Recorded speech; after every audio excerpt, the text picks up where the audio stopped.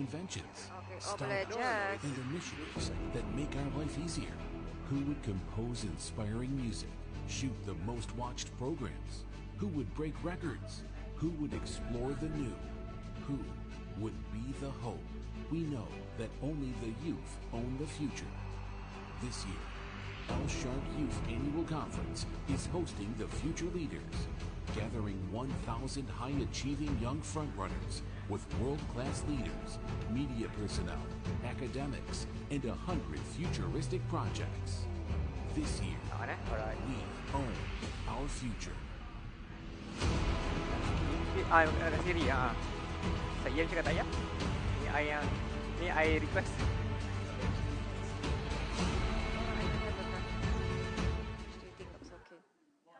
Yeah, oh no, yeah. Well, ladies and gentlemen, just now was a brief introduction to I1 as well as Al Shark Youth International Conference. Well, speaking about Al Shark Youth International Conference, for your information, the 5th series of Al Shark Youth International Conference will be held from the 1st to 2nd May 2019 at Raja Chulan Hotel, Jalan Konle, Kuala Lumpur. The conference opens up new horizons by learning about governance, technology, entrepreneurship, as well as arts. Well, to know more about the conference, you may log on to the website at www.conference.sharqforum.org. Ladies and gentlemen, in conjunction to the topic that we will be discussing this evening, we would like to invite the president of IIUM Eco Club, Brother Ahmad Nurfitri, to brief about the initiatives that can be taken by each and every one of us in conserving and preserving the environment. Ladies and gentlemen, please welcome Brother Ahmad Nurfitri. Hi, Assalamualaikum everyone. Now imagine you would have your house burning, your house swallowed by earthquake, drowned by flood and flown by the wind. What would you do? You would scream for help, come and help me, my house is burning down. But not many people would hear you out, right? Your neighbors might not help you, your friends might not help you, and your family's in danger. Now we're talking about security.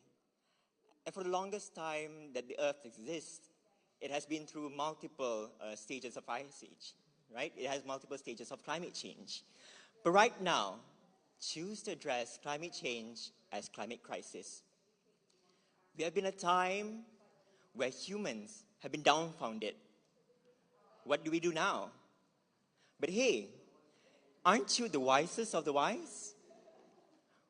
We are in fact, right now, the apex predator of our ecosystem. Our wildlife are in threat because of us. Our magnificent trees, when Pocahontas sings, how high does a sycamore grow? But we cut it down and we'll never know. We have determined the future of our earth and a future that is not certain. Now, there's always a debate between a dystopian future and a utopian future. Would you imagine? But the current rate, if nobody is taking action, it would be much of a dystopian future for us. Now, I'm not going to tell you to save the earth, right? For me, it's a far-fetched idea. But what you can do in this very limited amount of time is to take action. Now, you ask me, what sort of action could I take? Well, you could join us. Our club initiates to mobilize youth movement and activism towards environmental activism, right? Right here in campus. But we also like to build resilience for humanity, resilience around the community of IIUM and also the Gombak area. But we dream big. We dream that we could teach children of the future to act the same way. But nevertheless, we need you to help us. Now, please do not dilly-dallying anymore, right?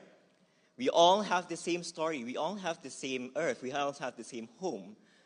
We choose to ask questions, why is it hot today? Why is it super, super cold? But all these extremes happen because we choose not to acknowledge it.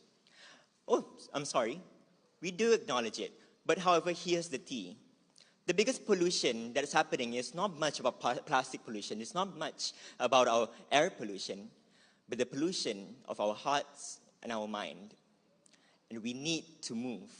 We need to mobilize and take action now. Thank you. Well, thank you very much, Brother Fitri, for such an inspirational speech, I believe.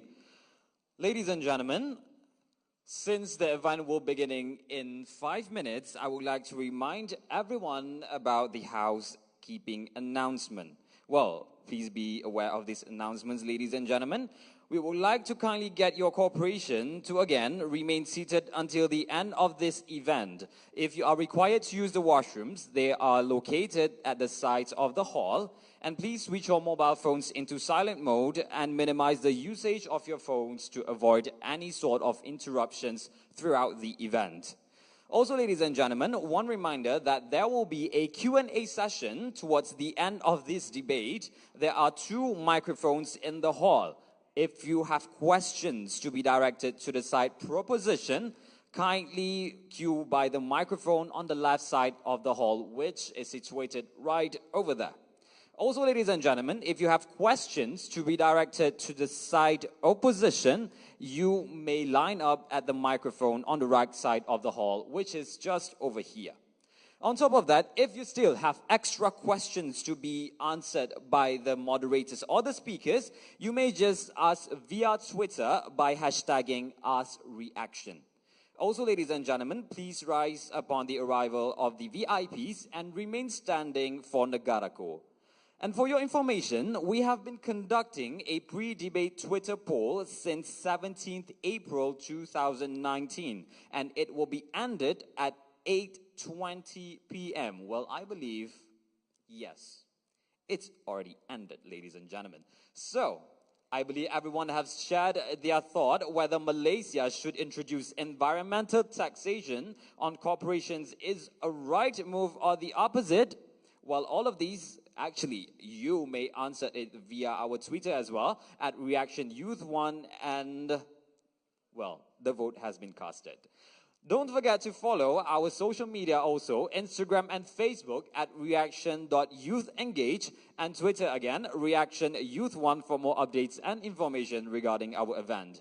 Last but not least, ladies and gentlemen, don't forget to hashtag AskReaction if you have any inquiries regarding the event, and we will try our best to cater to all your questions. Thank you very much for your attention. We will be beginning our event in shortly. Thank you.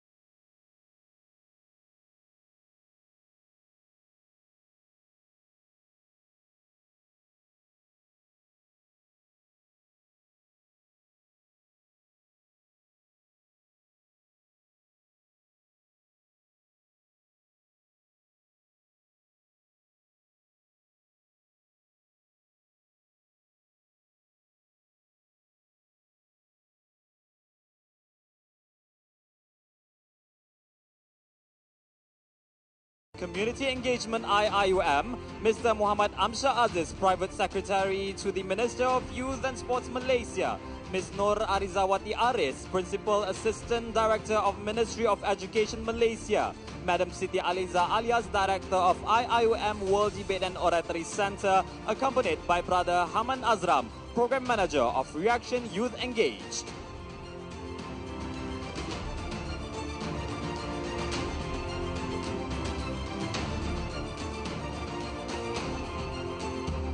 Ladies and gentlemen, Negaraku.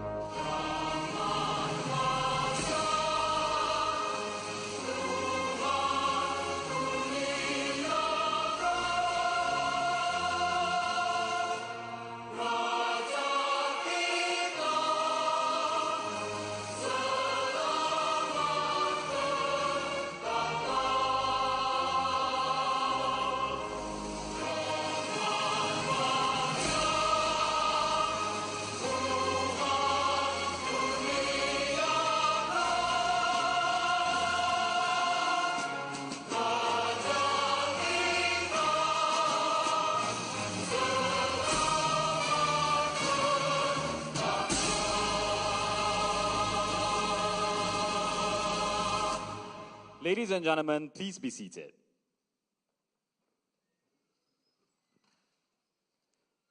Bismillahirrahmanirrahim. Alhamdulillahi Rabbil Alamin. Wassalatu wassalamu ala ashrafil anbiya wal mursalin wa ala alihi wa sahbihi ajma'in.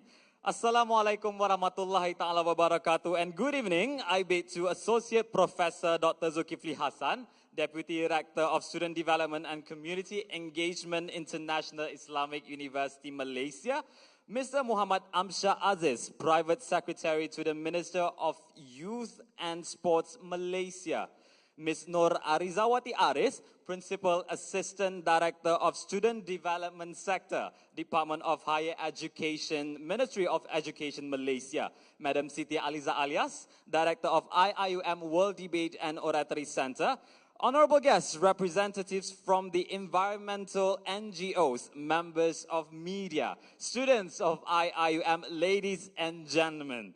Welcome to the 5th Debate of Reaction Youth Engage IIUM Public Debate Series, brought to you by IIUM World Debate and Oratory Centre, co-hosted by Ministry of Youth and Sports and Asro Awani as the official media partner. I am Muhammad Shazil Abdul Rahim, your host for this event. Ladies and gentlemen, how are you? Good, alhamdulillah. You sound hungry? Because I am too. Well, ladies and gentlemen, first and foremost, thank you very much for willing to spend your beautiful evening with us at the Reaction Youth Engage IIUM Public Debate Series. And here we are again for the 5th debate with the same goal of providing platforms for youth and experts to discuss on important issues. Well, ladies and gentlemen, this evening we will be discussing about a sensational topic that is very close to the society as well as the environment. That is, Malaysia should introduce environmental taxation on corporations.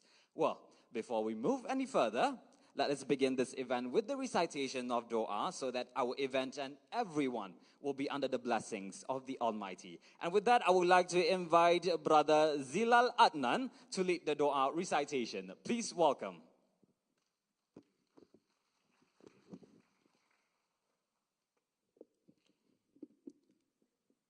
أعوذ بالله من الشيطان الرجيم بسم الله الرحمن الرحيم الحمد لله رب العالمين والصلاة والسلام على أشرف الأنبياء والمرسلين وعلى آله وصحبه أجمعين.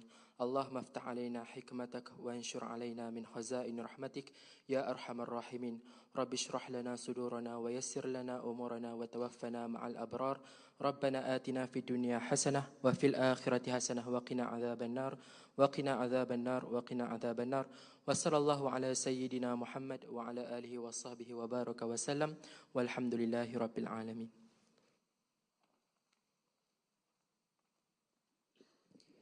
Amin Ya Rabbal Alamin. Thank you very much, Brother Zilal. Well, ladies and gentlemen, as has been mentioned just now, we have been conducting a pre-debate poll since 17th April 2019 on our official Twitter account, that would be at Reaction Youth One, regarding our topic for this evening, which would be Malaysia should introduce environmental taxation on corporations. Well, ladies and gentlemen, the poll is now officially closed. Once again, thank you very much for your participation, and the results, inshallah, will be announced by the moderator of the debate in a while. Well, now the poll has been closed, and it's time for me to invite the moderator as well as the speakers upon the stage. Well, ladies and gentlemen, without further ado, I would like to invite the moderator and speakers of the debate onto the stage to carry on with tonight's discussion. Please welcome the moderator, Mr. Malik Ridwan, and fellow speakers.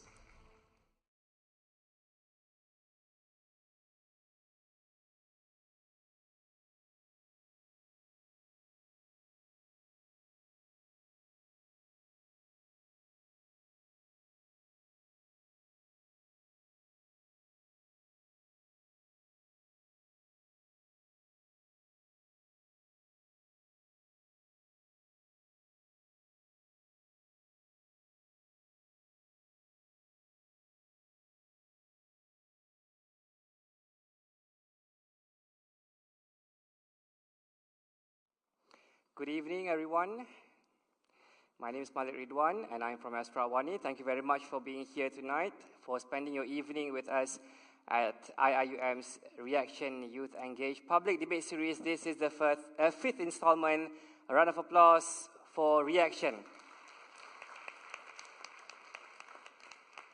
Once again, pretty sure that most of you are excited about the topic that will be discussed this evening. I'm sure that some of you have sacrificed your plans this evening to be here and not be in the cinemas watching Avengers tonight. That happened to me as well. Okay, let's get on with the show. Is our team ready for the recording?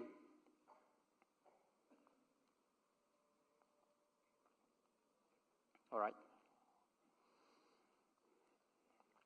Now, welcome to Debat Awani. This is the IIUM Public Debate Series Reaction Youth Engage, the fifth installment. We are in the main auditorium of the IIUM here in Gombak.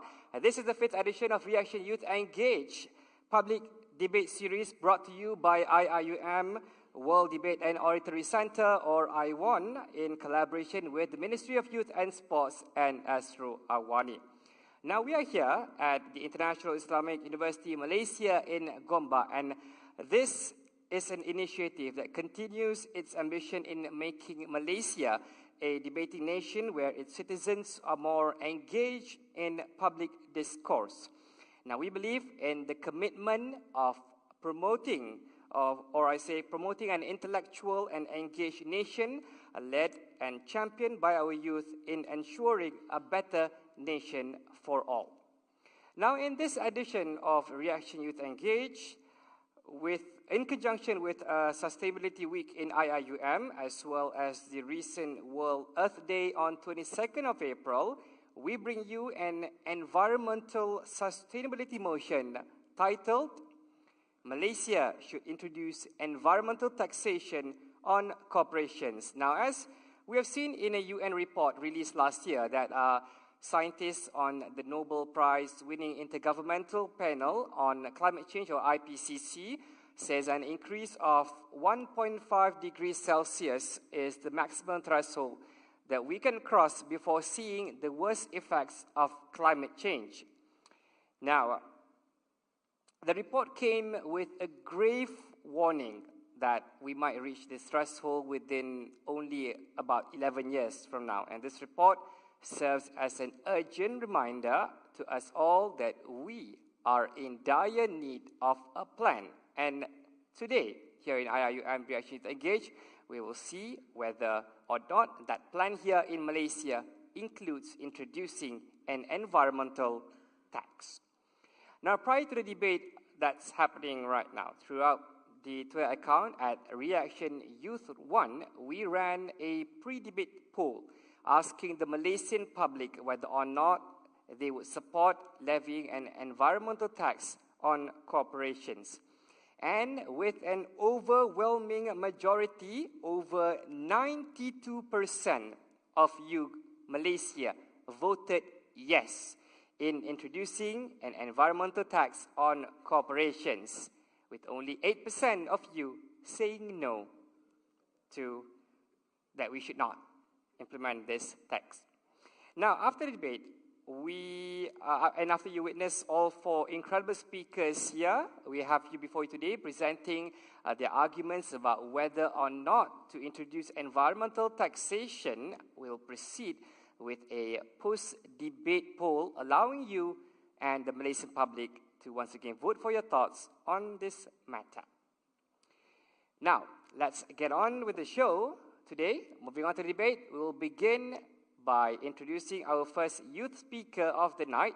She's an extremely talented young speaker, a graduate from Nottingham University of Malaysia, also a former manager for the Malaysian Youth Delegation, which is an NGO established in 2015 to represent the local youth climate movement and international climate conferences in the UN.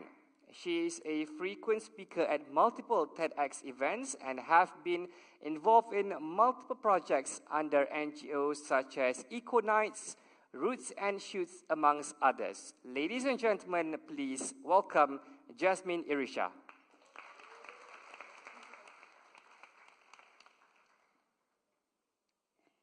The notion that government should not actively shape and guide markets is a dangerous idea in the times that we live in today. We are living in the age of the Anthropocene, where every action of humankind has its consequences and is continuously changing the world's climate. Just like our host has mentioned earlier, global consensus in the scientific community states that we only have 11 years. 11 years to limit global temperature rise to 1.5 degrees above pre-industrial levels to avoid major catastrophic events. To achieve this target, global economy has to cut greenhouse gas emissions rapidly. And by rapidly, I mean 45% from the 2010 levels by 2030. And not only that, we have to achieve net zero emission by 2030. We are not going to achieve all this if we continue on with business as usual. Therefore, Malaysia should introduce environmental tax on corporations. Under the Paris Agreement, Malaysia has committed to reduce its greenhouse gas emission intensity by 45% by 2030 in relation to 2005 GDP, which also includes 35% unconditional and another 10% conditional to financial assistance, technology transfer, and also capacity building from developed countries. Not only that, we have committed to retain 50% of our forest cover. And like you know, the main greenhouse gas emission contributors in Malaysia includes energy, transportation, manufacturing and industrial processes, as well as waste and agriculture. This proposal calls for reorientation of economic ideology away from abstract growth to an economy that promotes human development, environmental health, and also prosperous society. And when I mean prosperous society, in the society that we live in today, it's not only just for economic growth, but also a society that is focusing on resilience and to further create resilient communities. Environmental taxes reduces environmental burden and helps preserve our natural resources that remains. The principle of market economy yields cooperation with liberty as persons such as property ownership, rights to utilize energy and resources to react to the pressure of competition of supply and demand. This system is no longer working. This system is currently disregarding the consequences to environment and the society. We propose environmental tax in the form of carbon tax. Why carbon tax? Because it is the most developed, the most studied, and the most promising as it is cross-cutting across sectors. Internationally, several institutions, including the IMF, the OECD, World Bank, and United Nations institutions, are already calling for implementation of environmental taxes, in particular carbon taxes. This is to realize green economy intervention in a most cost-efficient manner. Currently, considerable momentum are in favor of carbon tax.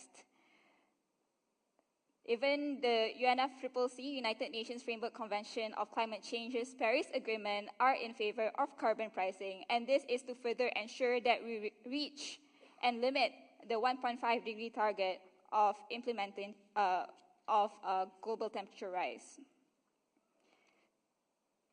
Carbon tax create more of an even playing field for new green technology to grow. We are presently uncompetitive to our already existing fossil fuel-dependent industries, and the era of cheap energy at the cost of our own environment has come to an end, and societies that adapt fastest to this current situation are able to adapt longer. We must challenge the thought of climate change threat that is commonly believed that there are no equivalent or a viable carbon trade-off to the world natural heritage, and also nor to the expenses that are being lost and that affects human beings.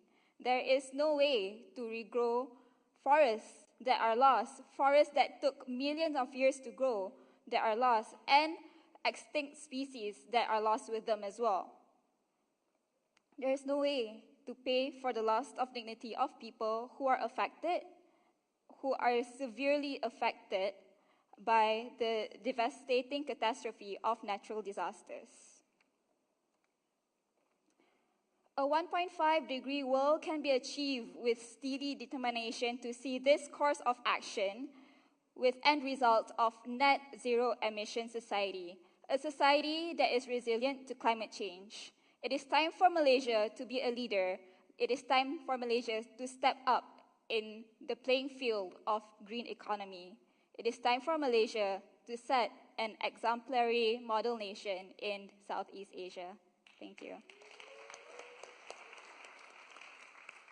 Thank you very much, Jasmine, for opening the floor this evening.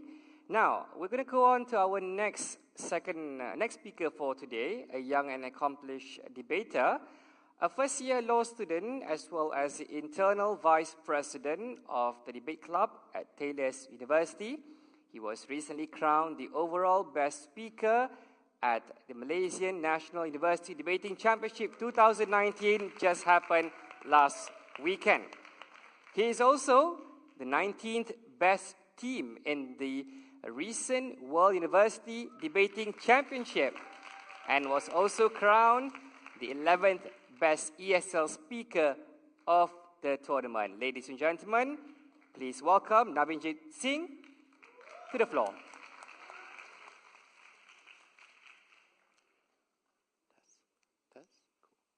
When I first started debating, I received a very important piece of advice. You need to know that the crowd is with you. So for me to find out that a majority of you are apparently against my side is very reassuring. But what's more, in 2015, Prime Minister Justin Trudeau swept into power in Canada. He was a liberal. He promised reforms, he promised climate change, he promised taxation. Fast forward to today, in his own home province of Quebec, the Conservative Party has lost its majority. The reason is because an environmental tax places an unfair burden to individuals that cannot consent to the harms of climate change, but it directly impacts the personal livelihoods of individuals that are the most vulnerable. Before we move into the further parts of this debate, I want to make something quite clear. We are not team anti-climate change. In fact, we support multiple other alternatives. It would be cruelly ironic for me as a millennial who is probably not going to live to have grandkids because climate change is likely going to affect my generation the most perversely. So here's the stance coming from opposition. We think that environmental taxation sounds good in theory, but it is comparatively worse for two reasons. It weaponizes climate change against the poorest individuals. Secondly, it creates a political narrative and situation that makes it difficult to fight climate change. So what do we support in the side of opposition? We would support other alternatives, such as the cap and trade alternative, subsidies reforms, environmental governance, anything that doesn't have a punitive punishment against corporations. In principle, we will support.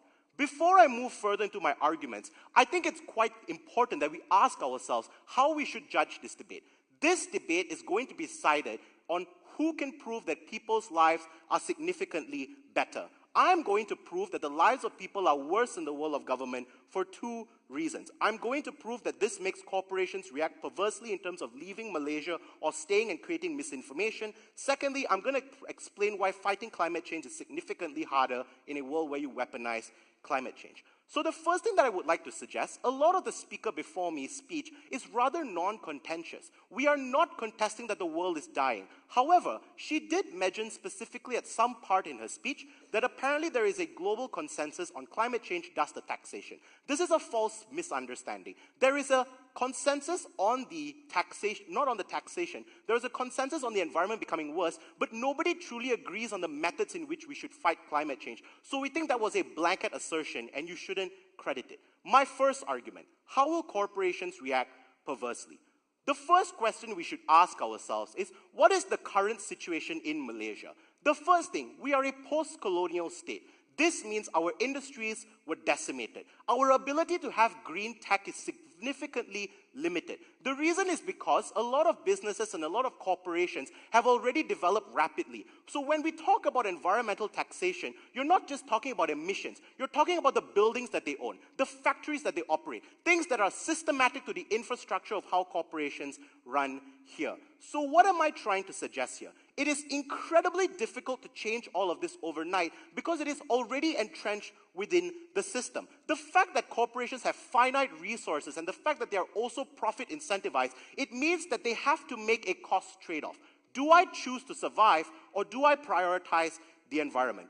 In this particular context, we think that there are two outcomes. The first, we think corporations are likely to leave Malaysia. Here are some reasons as to why this is true.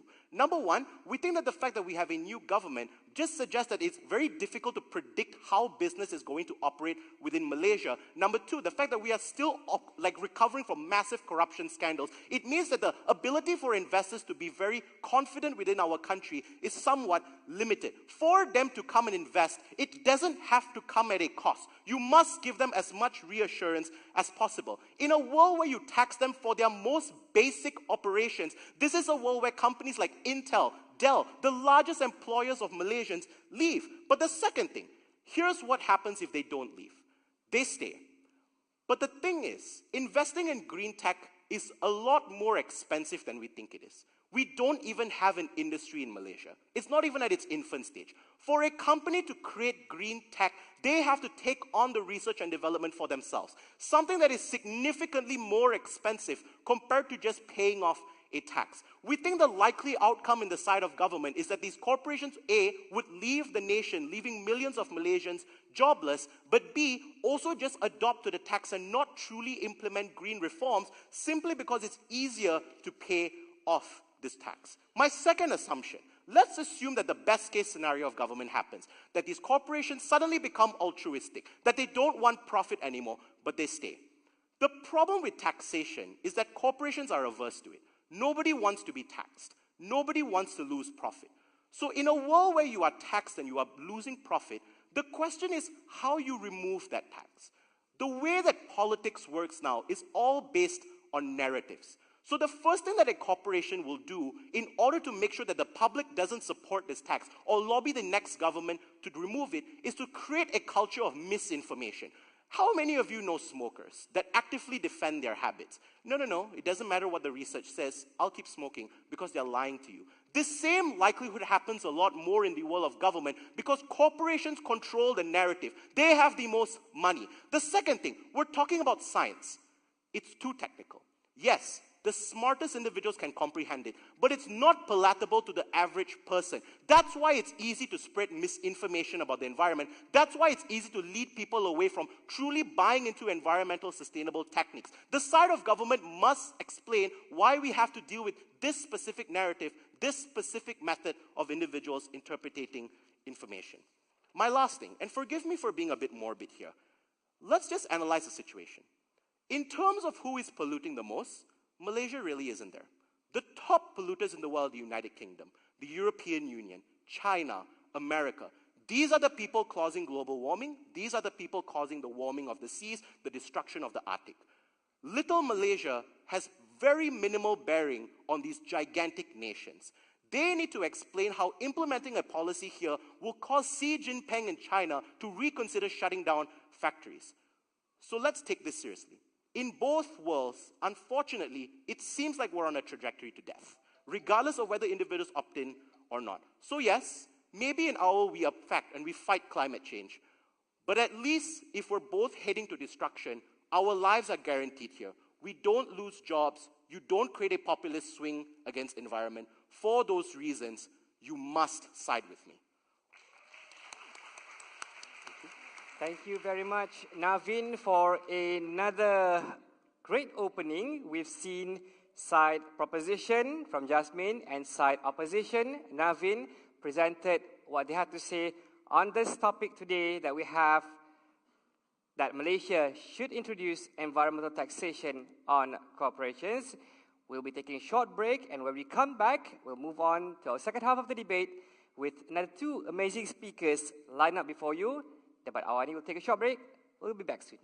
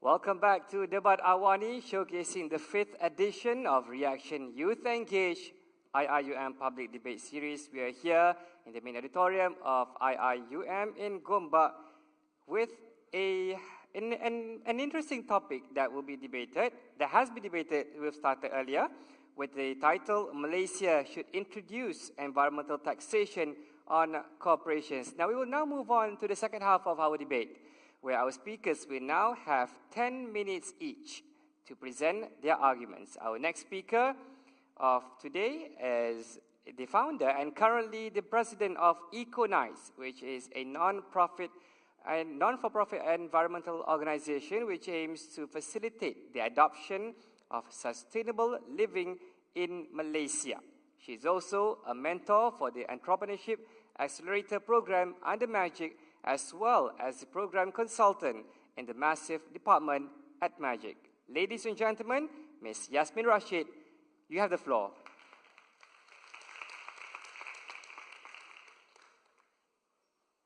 The minute a baby is brought to this world, the first thing he or she does is open up his or her eyes and take his first breath of air.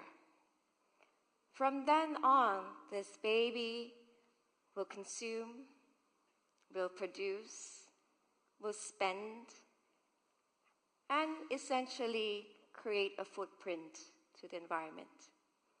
And as this child grows up to be a teenager, to be an adult, to finally own his first property and buy his first vehicle, the footprint gets bigger. And for everything we do in our most civil society, when you buy a car and you drive, you pay road tax. When you buy a house, you pay your assessment taxes, and so on and so forth. Taxes help government provide you with social infrastructure.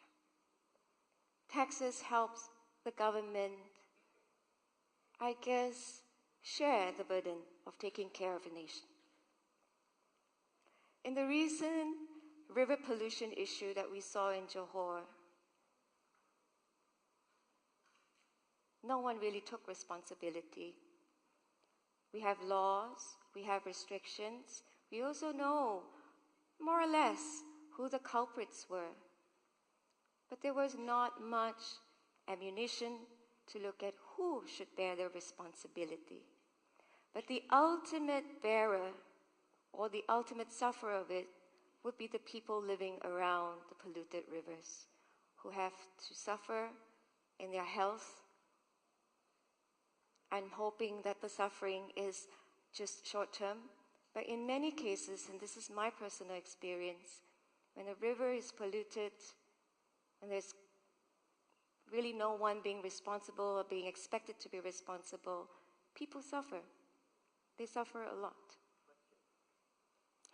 So, in this age and time, I think taxes are quite norm in our life. But when we talk about environmental tax, what is the definition of environmental tax? I think we have to look at the kind of industries that are the most polluting ones in the country first. I'm not really pro-taxation, but some taxation, I think, spells out the credibility of a company, spells out the responsibility of the company. In my work in the entrepreneurial world, we're trying to groom responsible entrepreneurs. We're trying to grow responsible leaders who will lead responsible companies to the future. The minute a company is set up, it requires infrastructure, 4 walls, energy, uses water, releases waste. A lot. Who bears the impact of these companies? So it makes sense, naturally, for me. I could be biased based on my environmental background, that you take responsibility for your own impact. That you know what your 4 walls do to the planet, that you are aware of how your consumption patterns need to be different. As such, in most situations, again, it goes back to how do you define environmental tax? For instance, we could perhaps try out more carbon-intensive industries first, oil and gas, being the first to perhaps explore the taxation process. And I believe, and I truly believe in the new government, that we're inclusive. We're not saying that because we have an environmental tax, we will drive corporations away. Then maybe because we have environmental tax, only the more responsible corporations will stay. And environmental tax can come in many stages. As I said, it really depends on the kind of industry you're in. And on top of that, I think more importantly than just taxing a company is the entire change of values and philosophies of these companies, who perhaps never at all address the sustainability agenda, who perhaps never at all realize the potential social and environmental impact that they can make. I believe the environmental tax, despite the issues and demonstrations and some of the examples quoted that happen in other countries, we can't really equate Malaysia with a lot of other countries out there. And we have seen for ourselves, if you pluck something from a foreign country into here, it may not necessarily work as well. What I'm demanding for is a localized, inclusive environmental tax, perhaps in even a digital dashboard, where people can see for themselves and rank the more responsible companies or the more climate-friendly companies. I believe that government should protect people and regulate corporations, not protect corporations and regulate people. The reason environmental tax is important is it brings some sensibility of accountability. If you don't want to pay so much tax, then revise back your blueprint to ensure your carbon footprint is lower, your water footprint is lower, your waste management improves, and while you're at it, why not work on employee behavioral change? Because if everyone in your company, assuming your company has the right values, everyone in your company internalizes these values, you are not just setting a credible entity out there making business, doing business, making profit. You are raising the next generation of corporate employees that has a sustainable mindset, that thinks forward into the future, and that encourages responsibility. So in short, I think taxation is a much better alternative than many of the methods out there, simply because we have experienced the element of taxes. I'm not seeing something radically new. I'm seeing a tax approach that listens to corporations, that listens to the needs of the people, and more importantly, listens to the need of nature. If the environment collapses today, not only will there be not a Malaysia, there will not be a planet. Just SMEs alone in Malaysia, we are now hovering at about 1 million SMEs. If we can aim to work with 10% of them and change the culture and change the values, you will see a massive paradigm shift in the way businesses are run. Therefore, to summarize what I'm trying to say to you, I think environment is the matter of the heart. I think environment, taking care of environment, has been written in our books of beliefs for the longest times. And I believe somewhere in our faith and belief in books, despite the variety we see in front of us, there is a mention on paying it forward and taking care of environment. Maybe in the past, the shape and form of it was different. Today, in a capitalistic world, perhaps environmental tax is not only necessary, but is the game changer for the future of businesses. Thank you.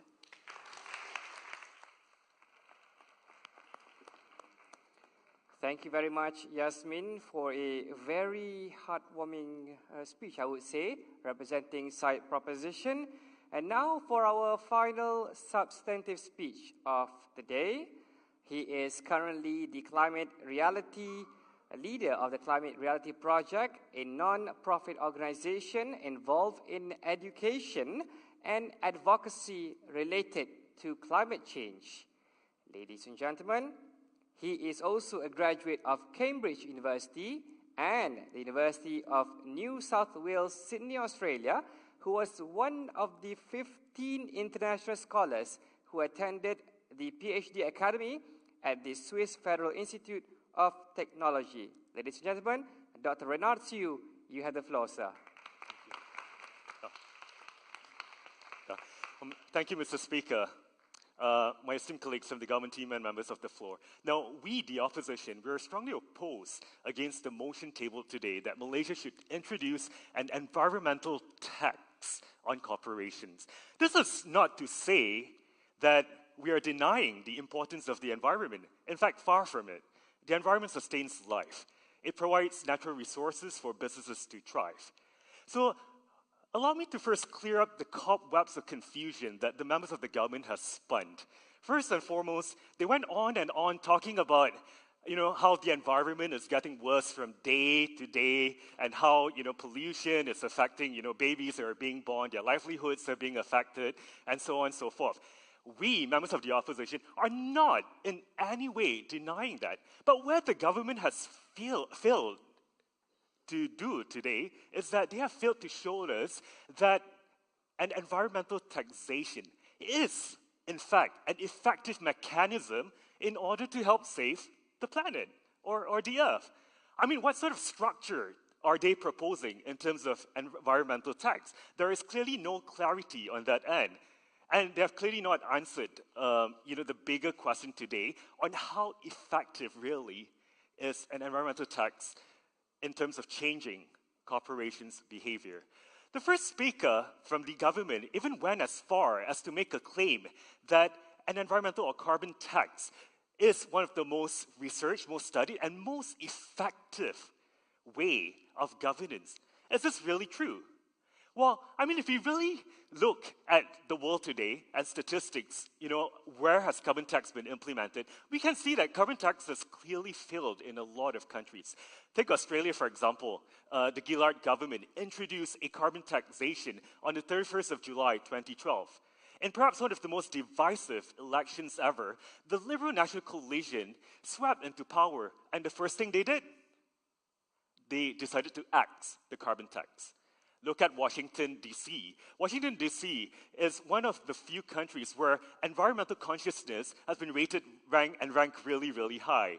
So there are a lot of environmental activists in that country. Yet, when it came to a time to put down the ballot to vote for a carbon tax, guess what? A majority, a whopping 60% of the citizens rejected to have a carbon tax. This clearly shows that there is no consensus even if you are environmentally conscious. What about the province of British Columbia in Canada? Carbon tax was clearly introduced in 2008.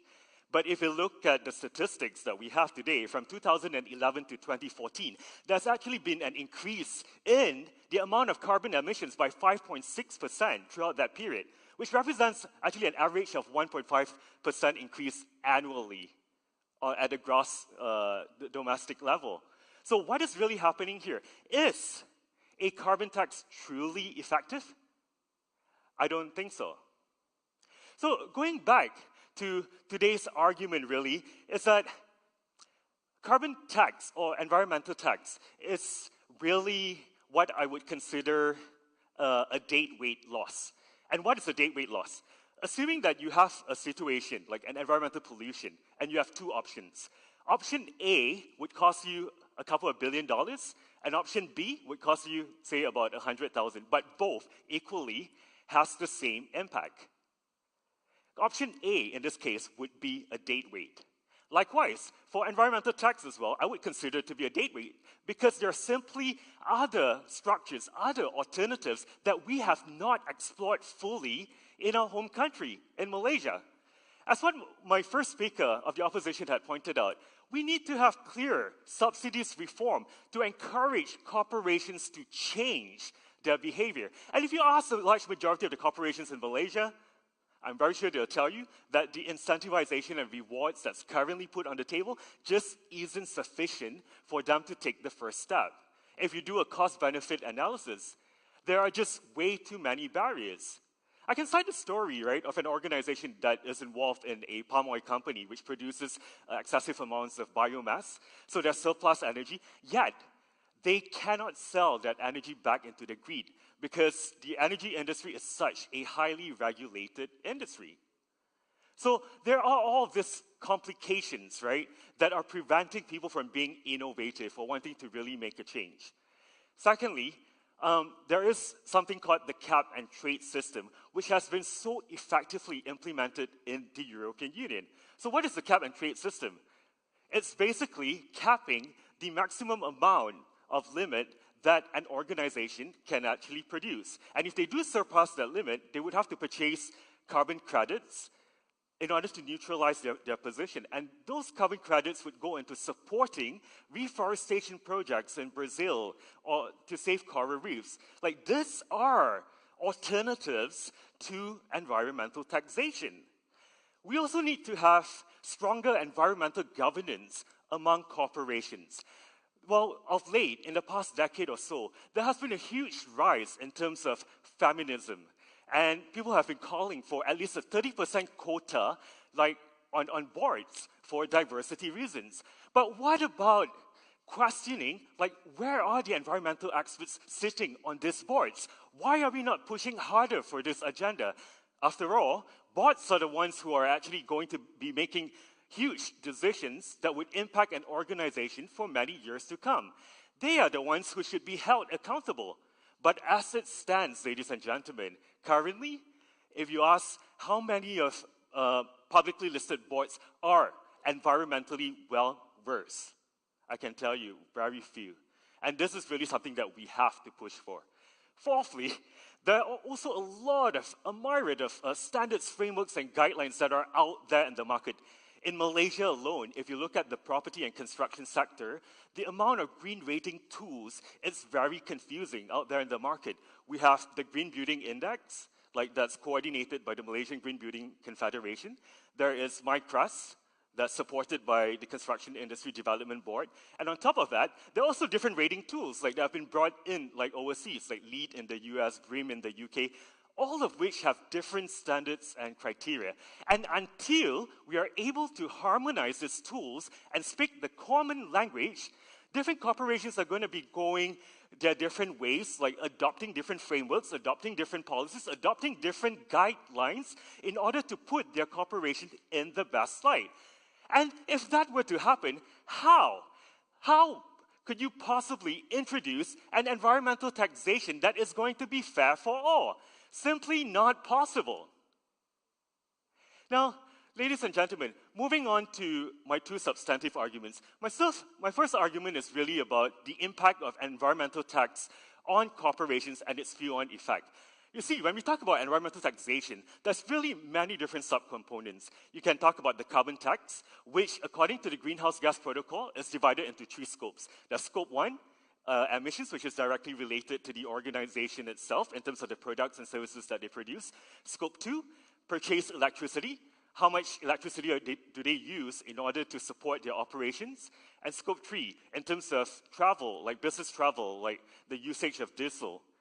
And it doesn't stop there. There's also the waste disposal tax, the severance tax, like if you were to be involved in an extractive industry, and ecotourism tax, or certain levy that is charged for operating within highly sensitive areas.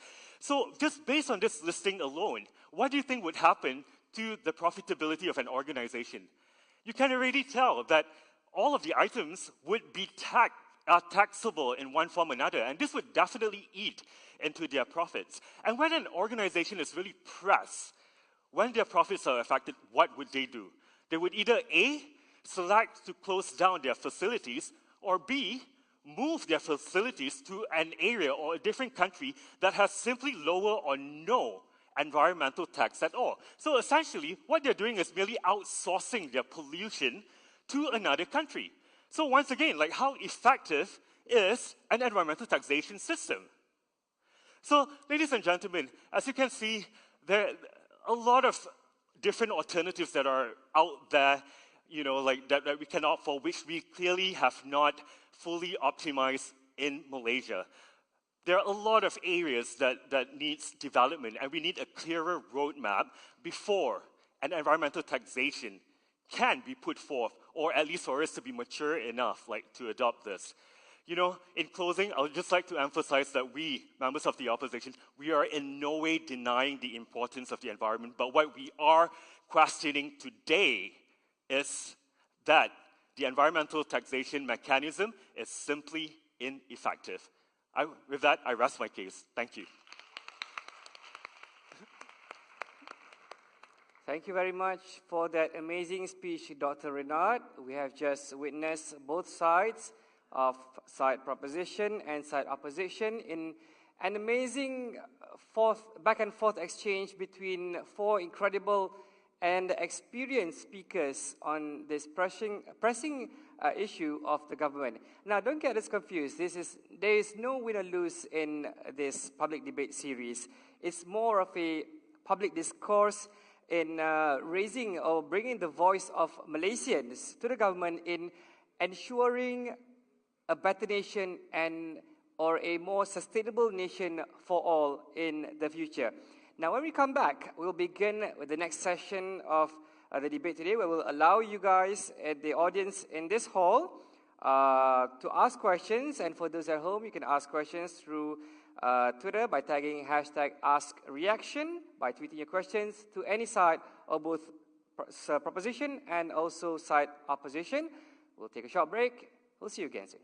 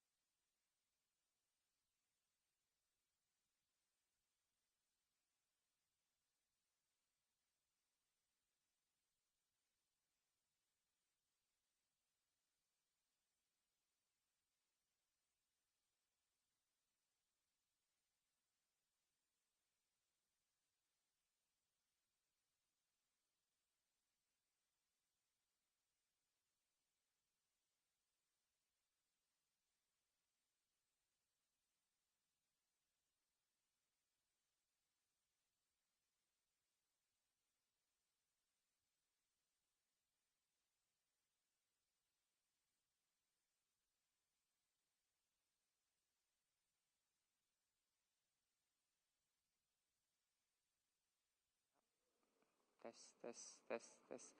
Hi everyone. We'll appreciate if you guys don't leave yet, because we'll be starting this Q&A right about now. Okay? Let me know when you guys are ready.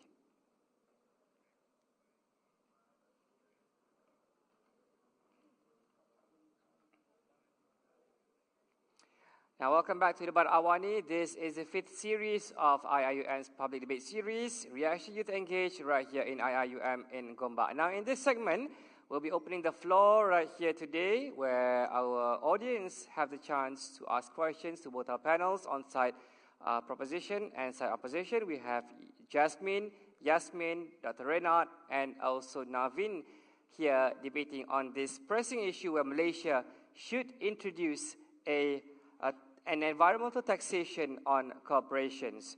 Now, there will be a few rules in which we will clarify. There's a microphone on both sides of the hall. To those wishing to ask questions to side proposition, you may line up and ask from the microphones on my right over here. And to those wishing to ask questions on side opposition, you may line up on the microphones on my left side over here. We'll take turns in taking questions for both sides, and for this entire session, as a reminder, please keep questions short and straight to the point, as well as relevant to the topic for today, or the question will not be entertained. Start by stating your name and where you come from, and also followed by your question. And both panels debaters here have a few minutes to answer each question to ask them. Now, can we have any questions from the floor? Anyone?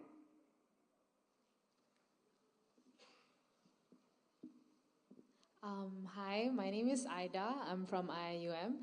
So I want to ask a question to the government bench.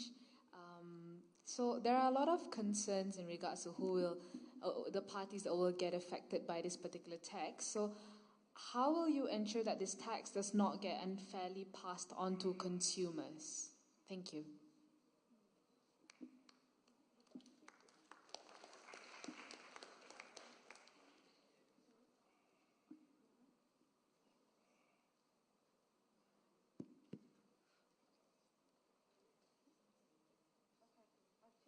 Yeah, go ahead, please.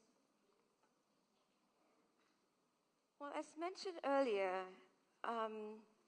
I think the tax process, maybe the concept of environmental tax, as argued earlier, needs to be predefined in a proper context. Utilities, energy, water could be an area or industry where taxes may actually have a kickback system to the consumer. As such, rolling out the taxes has to be very specific to that kind of industry first. First and foremost, to a certain extent, it is experimental. So to observe the mechanism of how environmental tax in a particular industry, water, for instance, may vary compared to energy. I do perhaps recommend some sort of cap given to either the corporations or at least devised by the government to put a cap on it so that it doesn't get passed on to the consumer. But having said that, I think as a consumer as well, the behavior of a consumer can also be shaped and formed based on how the corporations react to the taxation process as well. That would be my humble opinion.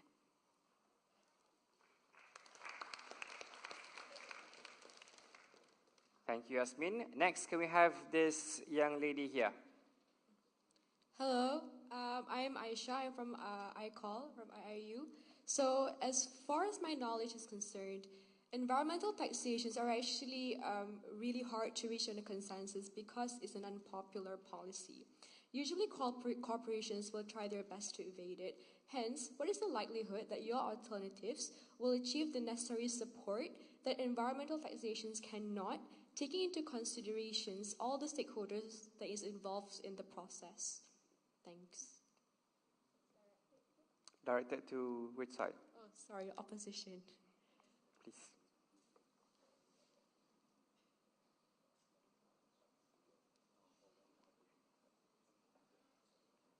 Yeah, so I think that's a very good question.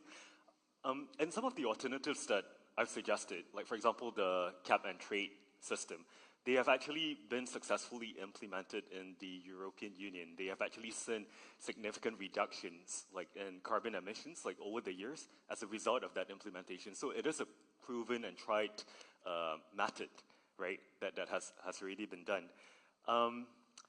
But going back, I suppose, to like the other alternatives that we have proposed, from my personal experience, I felt that having been in the corporate sector as well, some of these alternatives have been discussed, like at best, but I really haven't seen or am convinced that we have fully maxed out. For example, looking at the strength of the need for boards to adopt a much stronger environmental governance. There are a lot of capital market solutions that need to,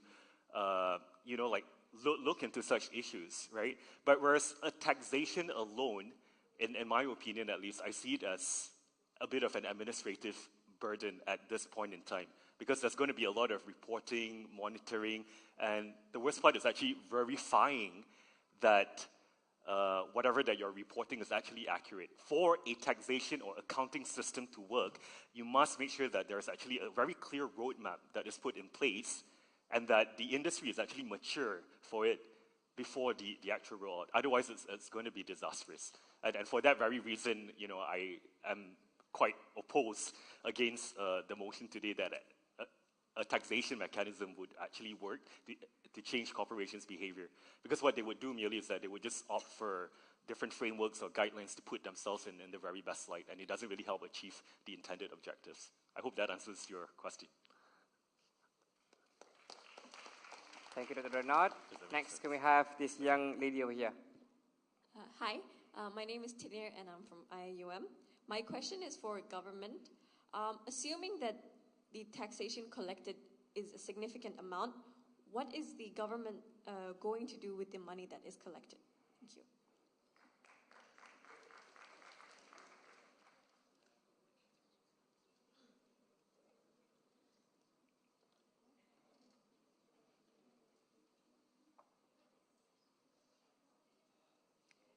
Thank you for your question. So the question was, what is the government going to do with the environmental tax that are being collected? The answer is simple. We collect environmental tax for the good for the environment, and in return, we are investing it for the good of the environment as well. Green growth and green transition is an economic sector that has vast potential, not only in worldwide, but especially in Malaysia.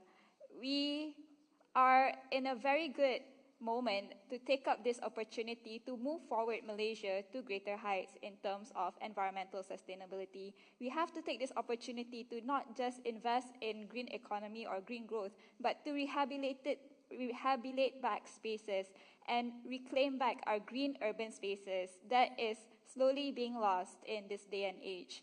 And with that, I believe that with good initiatives comes good return. Therefore, we are pro-environmental taxation, and this is our stance on it. Thank you. Next, please. Okay, Mr. Rahim. My name is Imran, and I'm an IAU student. So my question is to point at the side of proposition. So as we concerned, is that the level of awareness of Malaysian society about environmental change or whatever it is I think extremely low. So how can you ensure in your side that the Malaysian society are environmentally ready for this kind of change? Because I'm afraid if the effects going to take into consumers, so they're going to be like a huge impacts and huge stigmatization towards the government. So how you can make society ensure? Thank you. Thank you for your question. I like to actually rebut on that because the latest studies by UTM actually indicates that awareness among Malaysians, especially around your age group, is much higher today than before. The challenge is, despite high level of awareness among the next generation, the young generation, there is a spike in reduction of action. You know more, but you don't do more. That's the challenge. So while we continuously still work on enhancing awareness, I don't believe education needs to stop at any point to enhance awareness on environment. The pivotal question to ask is, what does it take to convert you, the knowledgeable, into the person who takes good action? Something I have not even hacked into, because with the movement of technology, with the distraction of technology, your actions, I have to fight for your attention to justify what action should actually be taken on the environment. So while we worry about awareness, and it is important to worry about awareness because we've got young generations coming up. As parents, as aunties and uncles, we need to impart this knowledge and awareness to them. The least we can do, unless you're putting it 100% into schools only. The next thing is to change your own behavior. Monkey see, monkey do. If a child sees a parent pollute and throw and litter, what does that tell the child? But if a parent makes recycling as normal as an everyday thing as brushing your teeth, what sort of next generation will you grow? Thank you. Thank you, Yasmin. We have another question from that side, please. Hello. Hi, I'm Mohammad Hilmi. I'm a student of IIUM. So this question is directed to the opposition, specifically Naveen. As far as what was explained, that a cap and trade system essentially is limiting production and post-production excess, you have to buy carbon credits, essentially. So how is this given that it is also an additional cost to companies, any different than the additional cost that is put onto companies through taxation, and how is that additional cost more effective than the additional cost of taxation? Hello? Yep, the mic's not. Thanks, Hilmi. So the problem with your question is that it assumes that both of these taxes impact corporations the same way. The difference with the cap and trade is that it's limited to the product alone. The reason as to why the carbon emission is different is that it impacts every process of the company. So the way the building is manufactured, the electricity it consumes, how much CO2 the building produces, these are all things that are incredibly intrinsic to the company. Compared to a product, yep, there is an additional cost, but we think the incentive to fight it is significantly higher when it's directly, systematically linked to how the company runs. Thanks. Next, please. Hi, my name is Arshad. I am an econ student from IIUM. So I have a question to opposition. So environmental harm is a negative externality or a side effect born from economic activity that corporations make, right? So there's a cost to the economic activity that they do. For example, climate change, right, or flooding, etc. And these are associated to some damage, right? Don't you think that at least corporations should be liable to some of the damages and should pay the damages caused by their activities? Thank you. Yeah, so thank you for that question. Our stand is that, yes, they should be held accountable, like if they are actually damaging the environment in whatever ways that, that they're doing, regardless of polluting or even emissions. But if you're talking about carbon emissions specifically, I would go back to the comparability argument, because there are a lot of, once again, different models, different frameworks that are in place.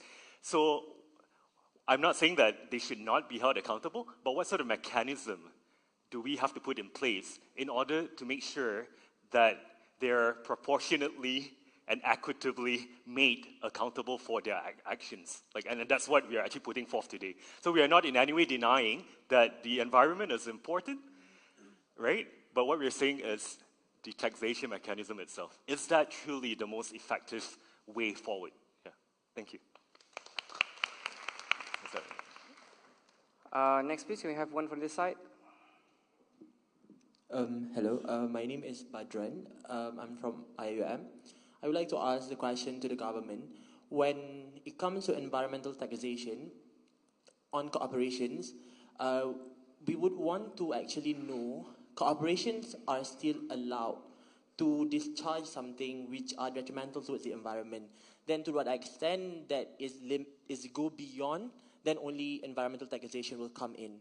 Would the government today provide us with a transparency as to what are the prescribed conditions towards cooperation when they want to put environmental taxation? On what extent do corporations are allowed to discharge things that are detrimental to the environment, and to what extent is it not? Thank you.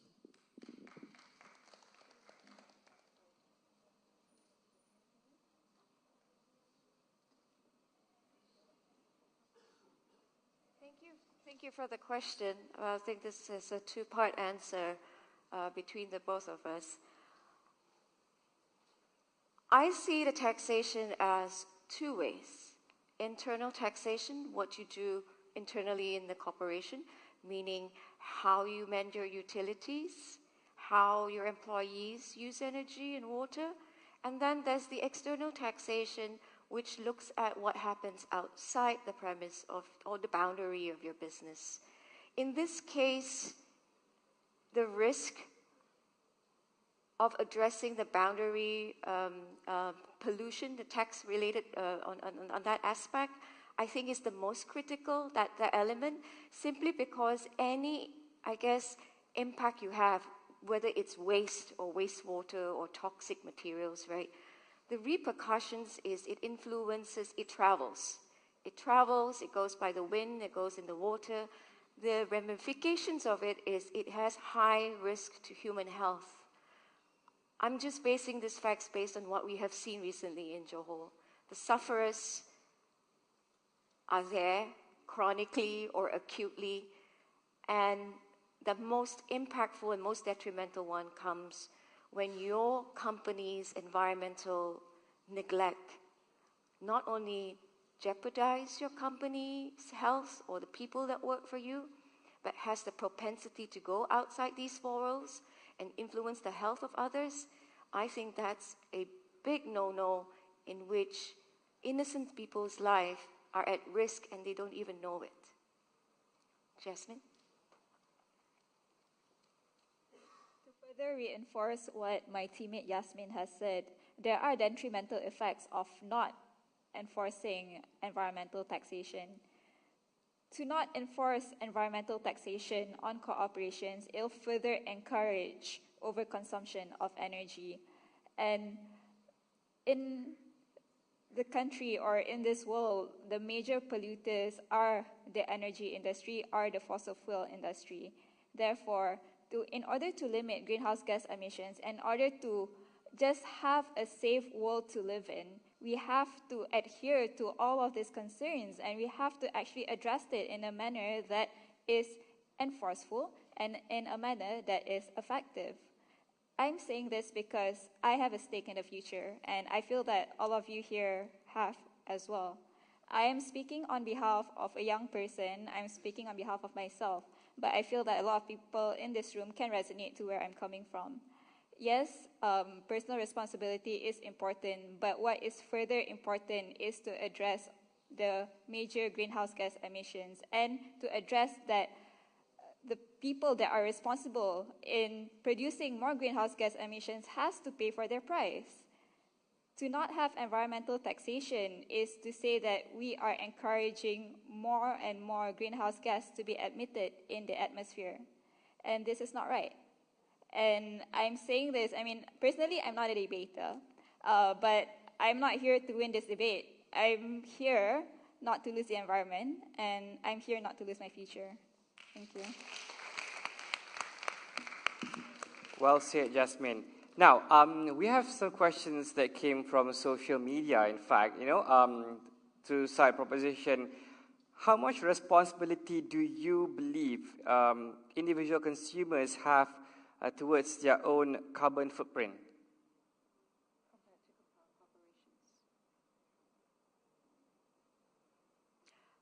Do I go up there? Yeah, sure. I think if individually all of you are responsible consumers, you're going to shift the entire approach of how businesses do their business. I think in today's time,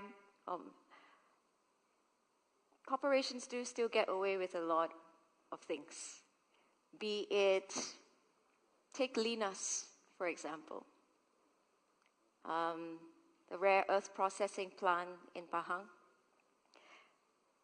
If all of us stop using mobile phones today, there may not be any need to mine for materials to make the things that we want. So therefore, I believe as an individual consumer, multiply that with 7.7 billion of us today, can you imagine the power of yourself as a consumer? And I think this is one perspective which is not normal yet. We're still very driven by the capitalistic market. We're driven by our own greed and our own needs. We want more, We used to have a phone for 5 years, and now we just have a phone for almost every 9 months. Our consumption pattern drives and shapes how supply and demand works in the market. I just wish more of you were empowered to realize that by changing your consumption patterns, by changing your consumer habits, you have the power to shape the future of how businesses should be. Thank you. Thank you, Yasmina. Can we take one from this side, please? Okay, hi, my name is Ahmed Taha. I have a question for the opposition. If we said the Malaysian government impose environmental taxation into multinational companies in Malaysia, so many companies will be affected and they will go to other countries that they will not impose taxation, in environmental taxation in other countries. The question is, what is the Malaysian government will do if the many multinational companies go to other country that they doesn't impose tax on taxation environment? Okay, thank you.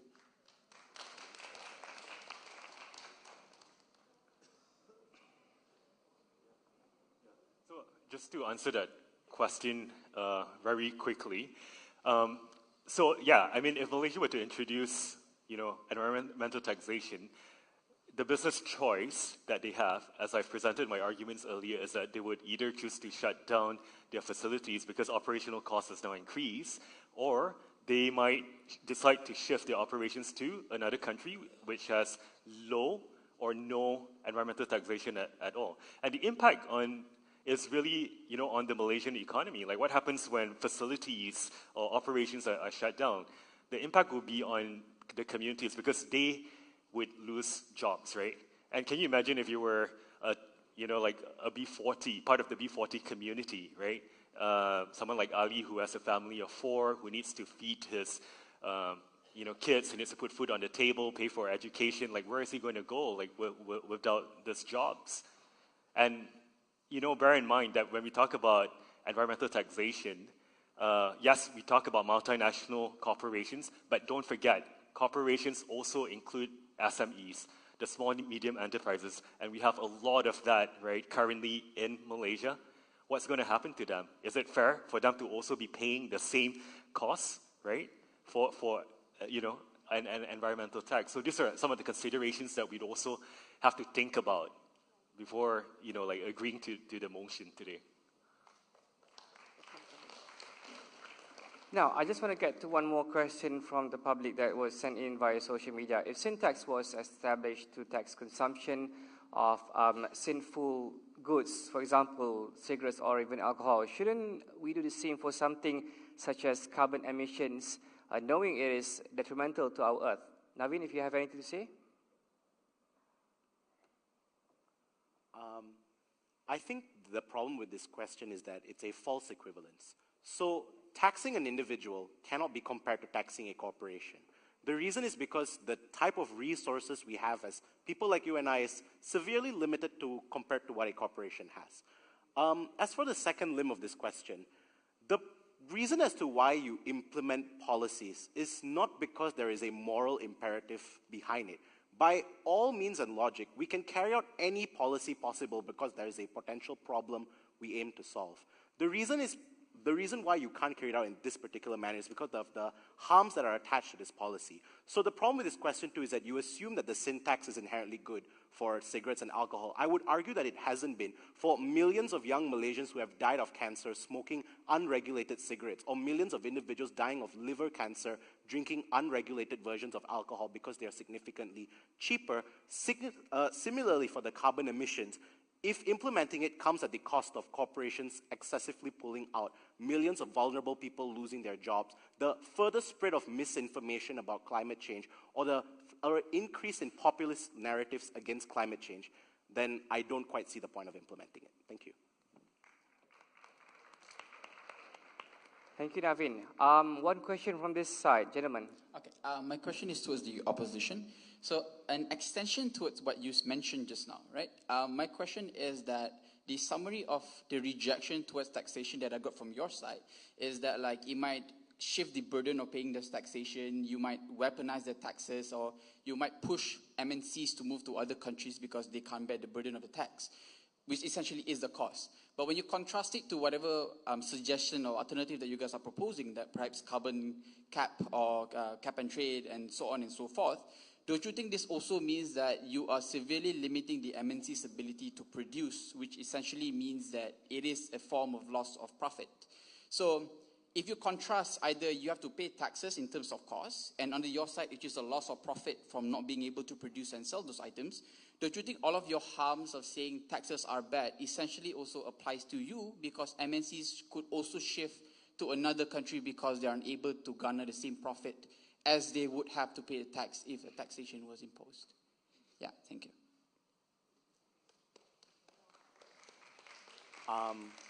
Again, I think this question had the similar problem to the question coming from, I believe, Hilmi. These are not the same things. Taxing the emissions that a corporation produces is not the same as taxing the product. So you do lose profit with the product, that is agreeable, but you do lose significantly more when every aspect of the running of your company is taxed as well. Because you have to realize that it is taxing the things that are intrinsic and systematic to the companies. As for your harm about MNCs leaving, I think the problem there is that when they leave Malaysia, Malaysia has to do something to get them back. The question is how we're going to do it. I think we have to balance it out. So if we're going to prioritize environmental laws, maybe to bring corporations back, we have lower labor rights, lower labor regulations to give people lower wages, just to make the situation more palatable for them. So for those reasons, I think your question doesn't quite apply. Thank you.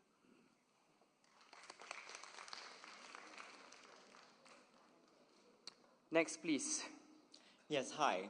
My name is Fichubar Nizam. I'm from IMECO Club. And my question goes to the side of government. Why do you think you need to introduce another environmental taxation? Is the current system failing on addressing how project proponents are operating their businesses, right? So yeah, that's just a clarification from the government. We don't have a polluters pay policy. And that's why environmental tax is important. In most advanced countries, you pollute, you pay. But it's a very hard concept to grasp here because we don't even know who the polluter is. So as a precursor to pollution, I think it makes sense, at least, to curb that possible pollution to happen by focusing on environmental tax. Now, I think environmental tax needs to look within the context of not just dollars and cents. I think environmental tax is a good preventive aspect to look at bringing more consciousness to the company to be more aware of the areas of environment that they need to be more focused on. I don't think all companies are the same. Some companies probably incur more energy use. Some companies maybe incur more water use. But if you're sensitive and aware about where your wastage points are, then maybe it's a good opportunity to prevent paying taxes for that area, to look at more rehabilitative strategies within the corporations. That's how we look at it.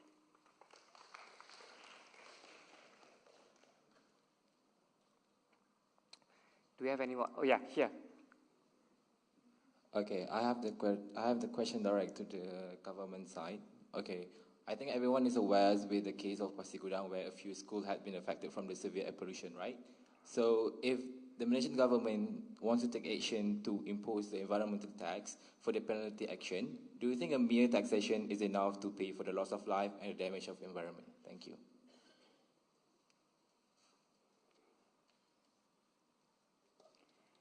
The whole reason why we put forward the proposal for environmental taxation is for it to act as a mitigation measure. What happened in Pasir Gudang is a tragic loss.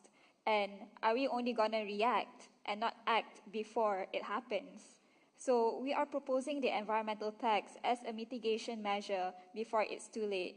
We are here to propose that it is better to prevent rather than to adapt when a tragedy has happened. Okay, can we take one last question? Okay, you there, gentlemen. Thank you so much. My name is Zalman. I'm from Construction Industry Development Board. Okay, I have two questions actually, it's not one. Okay, the first question, the opposition just now talks about how this is going to affect the MNCs. What if, would you agree with me, what if the current rate of corporate tax, which is 24%, being restructured and reformed for example, 21% on corporate tax and 3% for the environmental taxation, in which will pretty much stay the same on the taxation, and the 3% could be contributed to environmental costs thing. That will be the first question. Would you agree on that? The second question is, it's also mentioned by opposition side, we don't have that kind of mechanism. So in couple years ago, the government introduced My Carbon program, which is to report the corporation carbon emission. So the mechanism is already there.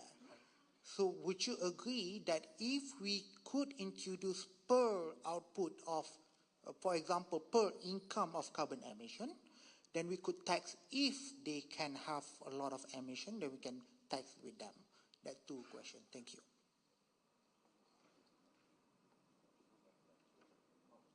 So there are two parts to the question. One of it was the corporate tax reform, right? 20% on corporate tax, 3% on the environment. So my personal views about this is no, because it takes away the portion of the tax rate on the environment. Like, environmental tax should really be used if we were to, tax corporations to actually save or rehabilitate the environment as it is. And I don't think 3% is actually is necessarily, a fair and equitable way to go. It needs to be some kind of progressive tax that is being introduced, because also bearing in mind that there are different scales of MNCs, like operating sometimes also across different geographical locations. So there's another added layer of complexity that needs to be considered as well. Secondly, in terms of the corporation's carbon mechanism. So you mentioned about, like having a similar or standardized way of measurement, like measuring carbon per output or per income, right? Emissions per income. I think it would be good, and it would definitely be an ideal scenario, like if every single corporation were to come on board on this. However, the reality as it stands right now, if you look at a large majority of what publicly listed corporations are putting into their sustainability reports, I can tell you that the carbon matrix that they use differs quite significantly in terms of intensity or absolute ratios. And once again, I've actually done and published papers looking at how corporations specifically have actually reported on such mechanisms. And my stand on that as well is that corporations would always want to put themselves in the best light, sometimes greenwashing.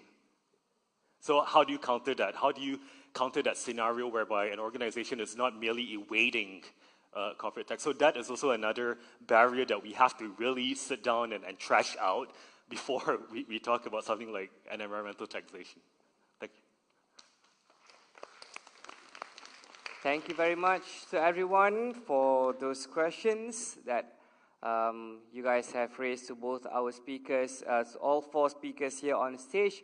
Now we'll move on to our next segment where both sides will have the opportunity to give their reply speeches, and I will begin with a reply speech on side opposition. You have 4 minutes to conclude your case for your side. Well, thank you very much, Mr. Speaker. Now, we, the opposition, once again, we're opposing the motion tabled today that Malaysia should introduce an environmental tax on corporations. Once again, our stand is that we are not in any way denying the importance of the environment. We acknowledge that it is important, it sustains life, and it is very importantly, natural resources are inputs for businesses to thrive in their creation of products and services. Yet, what we are questioning, once again, is how effective is an environmental taxation mechanism in this whole big agenda of wanting to save the world and the environment. And the arguments that have been put forth today or tabled today by the members of the government, there are loopholes. They have failed to actually answer our questions on how effective is an environmental tax. And the burden of proof is also on them, right, to show or demonstrate to us the structure of such an environmental tax. How would this affect publicly listed corporations? How would this affect, small and medium enterprises, which arguably has really been left out in today's debate? And especially in Malaysia, like SMEs are actually, the key drivers of our economy. They would be the ones that would be hardest hit when it comes to, the introduction of such a taxation system. On the side of the opposition, we have really put forth three substantive arguments. The first is really on the impact of businesses. As I mentioned earlier, there are many subcomponents of an environmental tax. A carbon tax alone has got three different scopes. Direct impact on the organization, the amount of electricity that's being used, travel. There's things like waste disposal tax, severance tax, and the list goes on. So where do we stop in terms of scoping what gets taxed and what doesn't? The reality is that this will impact the profitability of organizations, and they would be left with very limited choices of either shutting down their facilities or simply outsourcing their pollution somewhere else where there is little or no environmental tax. Secondly, the second argument that has been left out in today's debate as well is really the social impact on the B40 communities. Now, we have to bear in mind that the way corporations work is that they are interdependent they are dependent on one another. So when Corporation A gets taxed for their raw materials, what would happen is that they would then pass on that cost to Corporation B, which would use their raw materials to produce a product, and that product would then be sold or sold off to consumers, citizens like yourself. Where do you think the environmental taxation gets passed on to? Unfortunately, ladies and gentlemen, I have to say that it's the consumers, the citizens themselves that would suffer. So someone like Ali, who has a family of 4 to feed, to put food on the table, to send his kids to education, he would be the one that would have to bear the brunt of such an environmental taxation. And if you really think about it, is this really fair and equitable? Like, to someone in the B40 communities? I mean, it's simply unfair. And of course, thirdly, we also argue that an environmental tax is simply a dead weight loss, simply because there are a wide range of alternatives. We need subsidies reform. Cap and trade system has worked effectively in the EU. Why are we not looking at it? Stronger environmental governance. If we can talk about feminism, wanting to set a 30% club to get women on board, why can't we set a 30% quota to get well-versed environmentalists on board, make them the decision makers that would chart the pathway for organizations to succeed? Hold them accountable. And I believe that that is truly the way to go.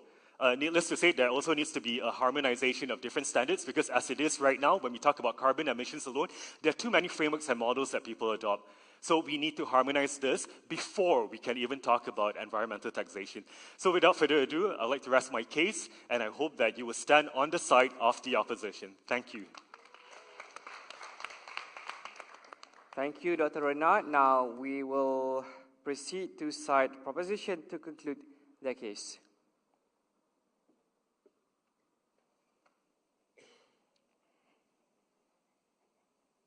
The opposition seems very concerned about the introduction of environmental taxation. We should not be scared of new changes. We should not be scared of doing things the right way. And to introduce an environmental taxation, it's not something that would happen overnight. It's something that would take time, just as policies that are in place, just as laws that are in place. Introduction of environmental taxation will be happening gradually, as it should. And at the UNFCCC, the United Nations Framework Convention on Climate Change, we have a principle that is further reiterated time and time again, called the principle of CBDR, which means the common but differentiated responsibilities. What it means that those who are more responsible, those who are polluting more are more responsible and should take responsibility in action because of what they have caused to the environment. Yes, it has social impacts, but social economic impacts goes hand in hand.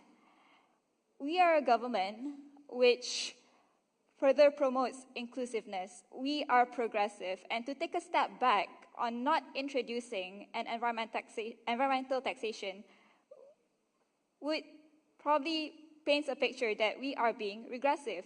we should need to be more forward-thinking, and we need to be more concerned of where we live in today. We need to be more daring to explore possibilities and opportunities in this day and age. And where we are coming from in the government is to provide an option as a game changer for not only today, but in the future.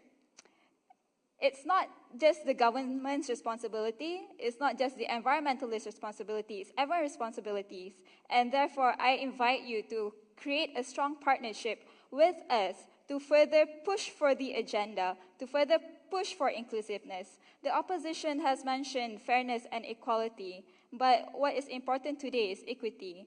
And as a young speaker taking the floor up today, I am pushing forward for intergenerational equity. Pushing for the environment is not only for us. Pushing for the environment is for your children and your children's future. It's for many, many years to come. To further reiterate what my teammate Yasmin has said, we aim to protect people and regulate corporations, not protect corporations and regulate people. Thank you. Thank you very much, and thank you to all the speakers here, Jasmine, Yasmin, Dr. Renat, and Navin, for a wonderful debate with the topic, Malaysia should introduce environmental taxation on corporations. Now, if you remember, before we started, we had a pre-debate poll where it was 92% of you said yes, and 8% of you said no. Now that you've heard all of them, all of the speeches, what are your thoughts? Head over to Reaction Youth 1 Twitter to cast your vote whether Malaysia should introduce environmental taxation on corporations. As of now, the votes are 66% who said yes and 33% said no. Quite a significant increase compared to earlier, 92 versus 8. Keep casting your votes, and you can see the final results at Reaction Youth 1 Twitter page. Head over to that page to see the final results when it closes very soon. Now, you can also watch this show, Debat Awani, on Astro Awani. This is the 5th edition of Reaction Youth Engage Public Debate Series, brought to you by IIUM World Debate and Oratory Center in collaboration with the Ministry of Youth and Sports and Astro Awani. Do send in your feedback at debatawani@astro.com.my. Also watch us on our app, where you can download from Google Play Store and App Store. My name is Mallory Duan. Thanks for watching, and have a good day. We'll see you again soon. Thank you.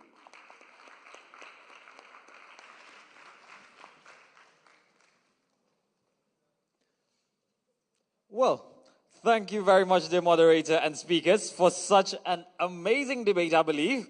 And ladies and gentlemen, I believe by now everyone has a clear picture whether Malaysia should introduce environmental taxation on corporations is an excellent move or the opposite. Well, what has been mentioned by the moderator just now, 66% of the audience or the publics believes that yes, Malaysia should introduce environmental taxation on corporations, and 34% said no, they should not. Well, as I mentioned as well, you still have your time to cast your vote up until 29th April 2019. So to those who have not cast your vote, log on to our Twitter at Reaction Youth 1 and choose your stand wisely.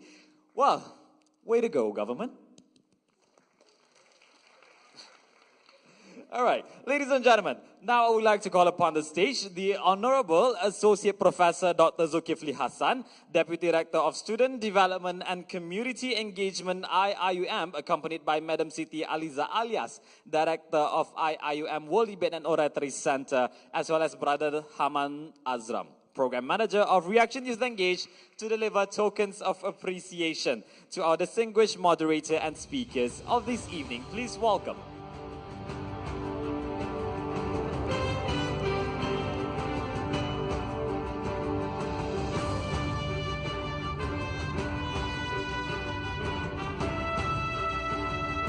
Ladies and gentlemen, the moderator, Mr. Malik Ridwan.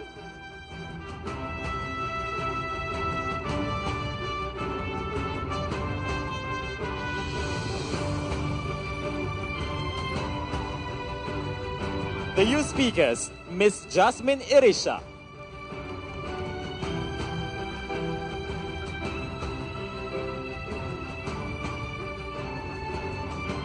Mr. Ha Navinjit Singh.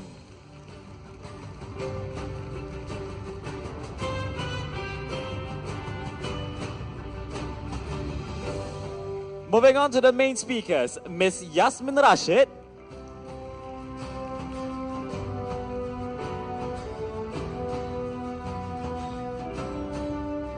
And of course, the one and only Dr. Renat Siu.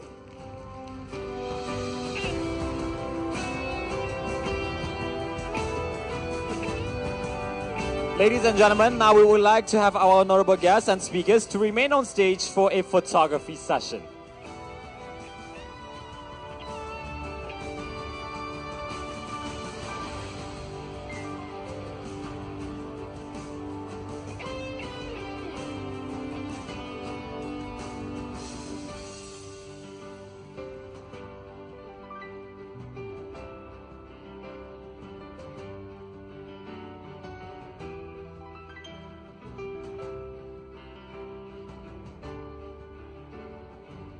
All right, thank you very much, ladies and gentlemen. All speakers and respected guests are now invited to proceed to the waiting lounge for a light refreshment. Ladies and gentlemen, that marks the end of Reaction Youth Engage IIUM Public Debate Series, brought to you by IIUM World Debate and Oratory Center, co-hosted by Ministry of Youth and Sports and Astro Awani as the official media partner. Once again, we would like to express a huge gratitude to all the VIPs, distinguished guest speakers, sponsors, media collaborators, and of course, every one of you in this auditorium and at home for joining us. Once again, hashtag #UsReaction if you have any questions, comments or suggestions for the events, because we believe your voice also matters in developing a better future for the nation. Well, ladies and gentlemen, we would like to apologize once again for any shortcomings along the events, and please make sure not to leave any trash inside the hall. Stay tuned for the upcoming final showdown of IIUM Public Debate Series, scheduled to be on 7th of July 2019 at ICCIIUM, with more exciting topic to be discussed. Get more updates about the event via our social media, Instagram and Facebook at Reaction Youth Engage, and Twitter at Reaction Youth 1 for more updates. That's it, ladies and gentlemen. I am Muhammad Shazil. Assalamualaikum and good night.